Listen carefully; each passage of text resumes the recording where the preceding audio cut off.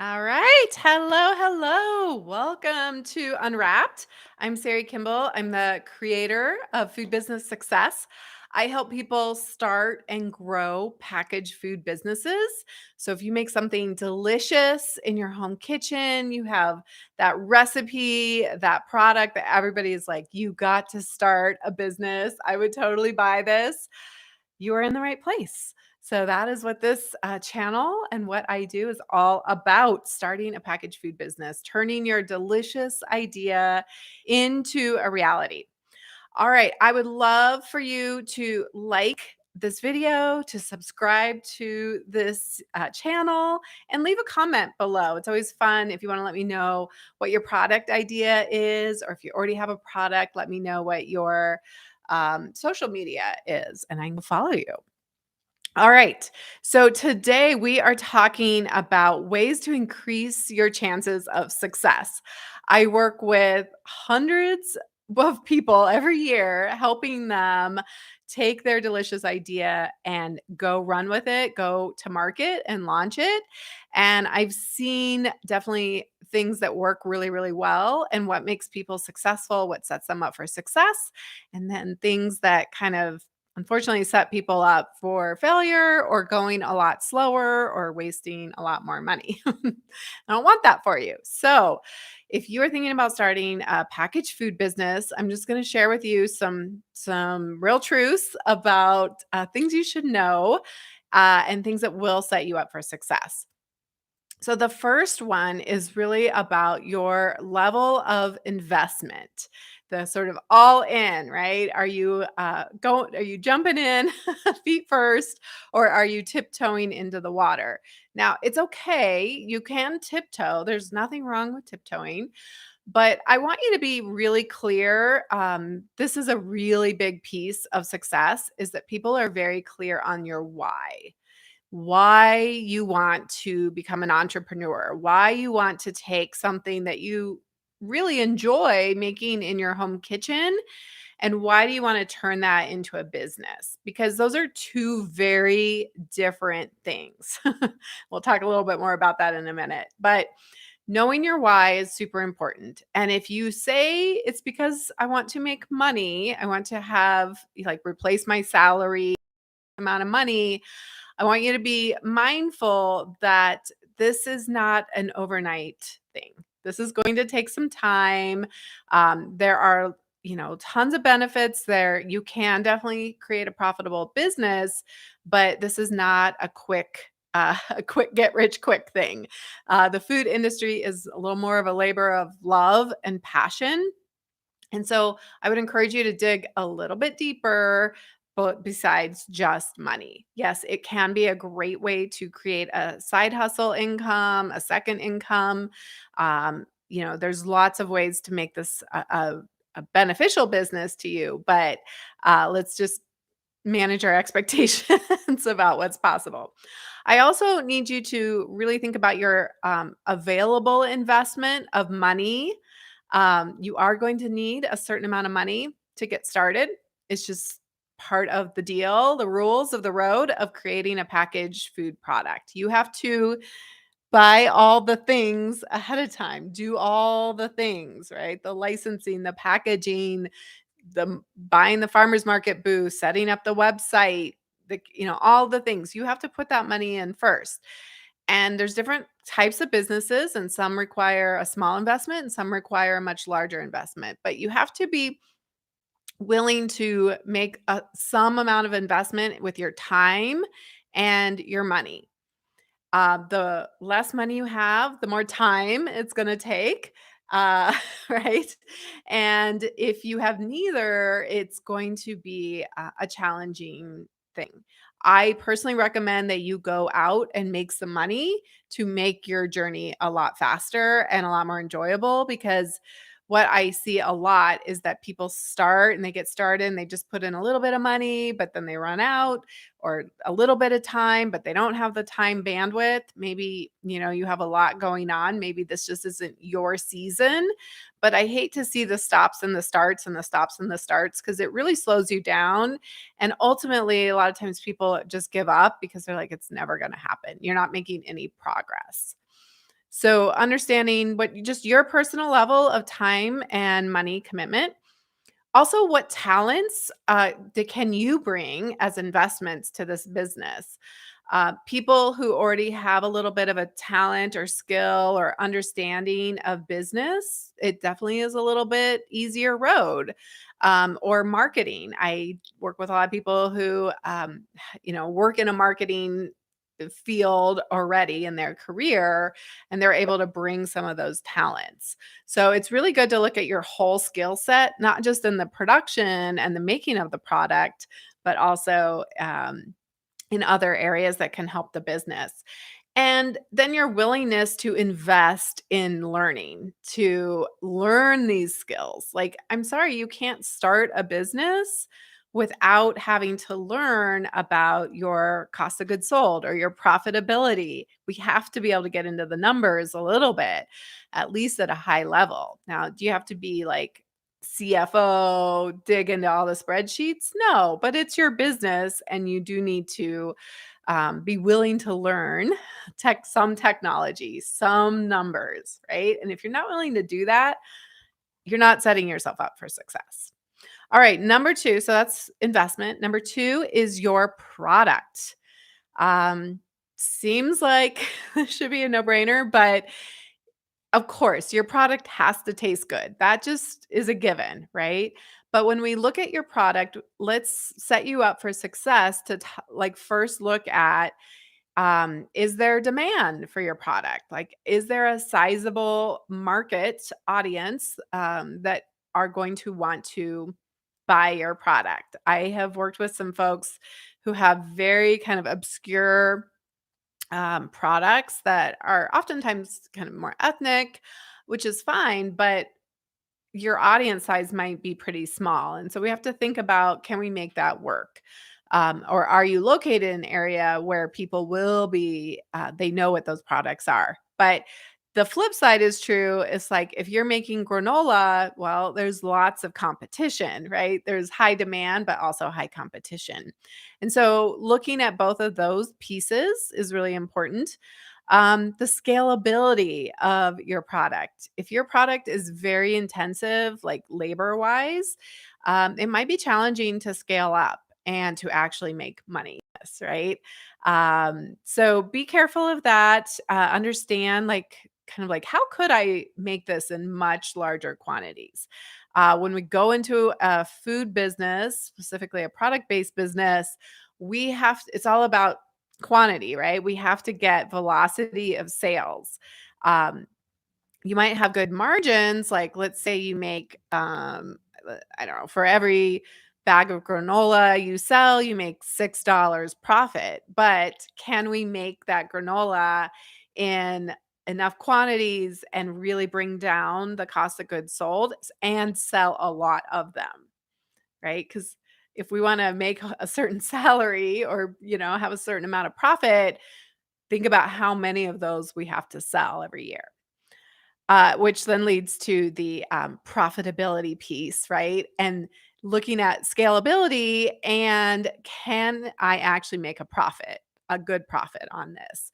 If I bring up the efficiencies of scale, where I'm making much larger quantities and I'm buying ingredients and packaging in much larger quantities, can I um, can I bring down the costs for each unit, get a better profit margin? And you don't have to have it right at the beginning, but you do need to have what I call a path to profit. And I help you work through that inside my program in Food Business Success. And we talk about that a lot on our group coaching calls. But I have a whole course dedicated to your profitability and looking at the path to profit. So, super important. And then part of that whole scalability and product is access to production. So, do you have a place that, in your area, if you're going to self manufacture, do you have a place you can go manufacture that, like a commercial kitchen? Is your kitchen, if you're going to do cottage food, is the kitchen suitable for that? Can you scale up? Um, if you want to go to co-packing, some products just are not a good fit for co-packing. So, looking at, where am I actually going to get this made? And it's important to also think about, am I gonna really enjoy this? If I'm self-manufacturing, like, what parts do I really enjoy of this business? And am I gonna enjoy so I was just talking with a woman who makes cinnamon rolls, the most amazing cinnamon rolls. Of course, they're delicious, but I said, "Are you enjoying this production piece?" Because she makes all the dough and rolls it out and cuts it and forms it and all the things, right? And sometimes I think we will go into this feeling like, "Oh, I just wanna make this product all day long." And after a while, you're like, "I don't wanna this is exhausting," right? Like, maybe I'm not enjoying this as much. It's kind of like, I mean, anytime you turn a passion and a hobby into a business, sometimes it stops becoming a passion, right? It becomes a business. So just kind of thinking through for you, is that something that you are going to enjoy, or are you going to enjoy managing people? If you don't want to make the product, are you going to need to bring on people? Or are you willing to let it go to manufacturing where you're not going to have as much control? And then number 3 is, sales channels. And if you kind of look at 1, 2, and 3 as, like, we're trying to find the puzzle pieces that fit together.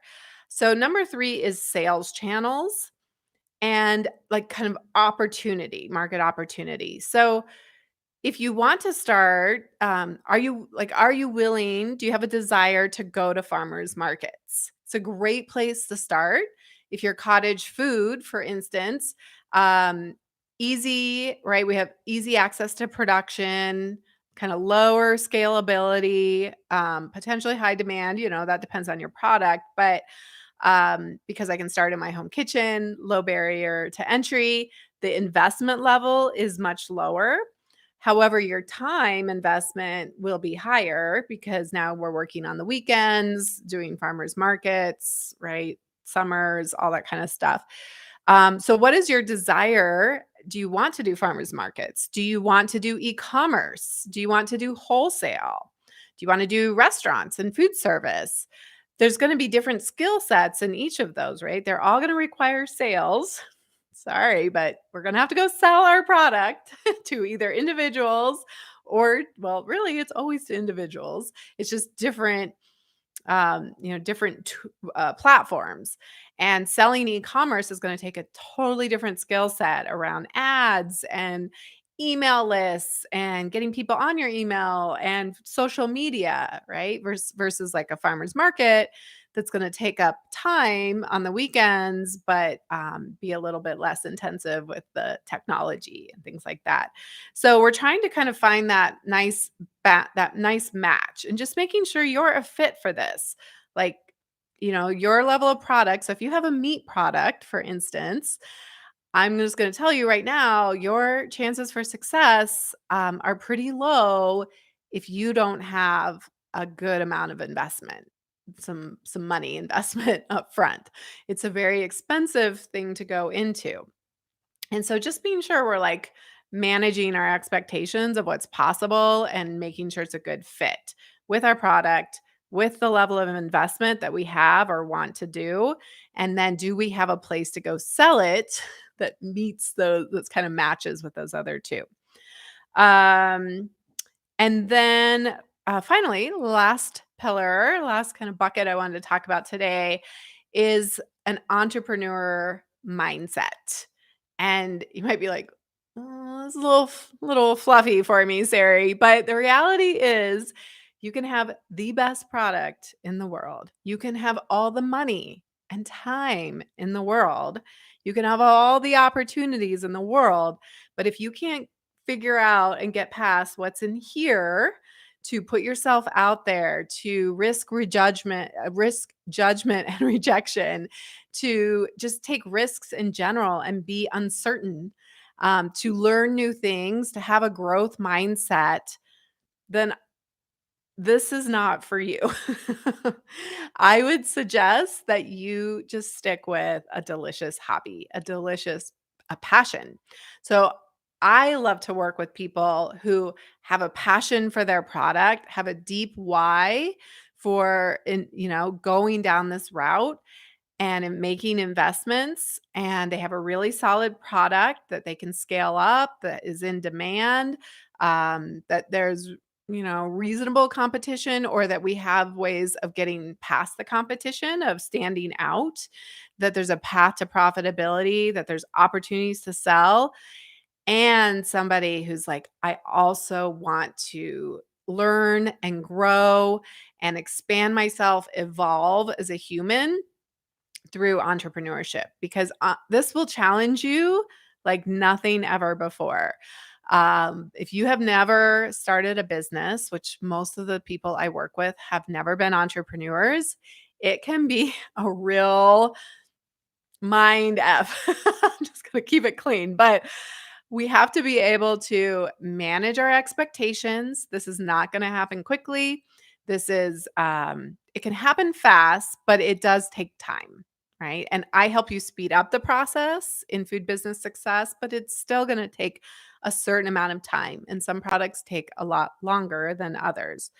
Um, there is no overnight success. There is no just like, I just have it and it's all amazing and turn it on.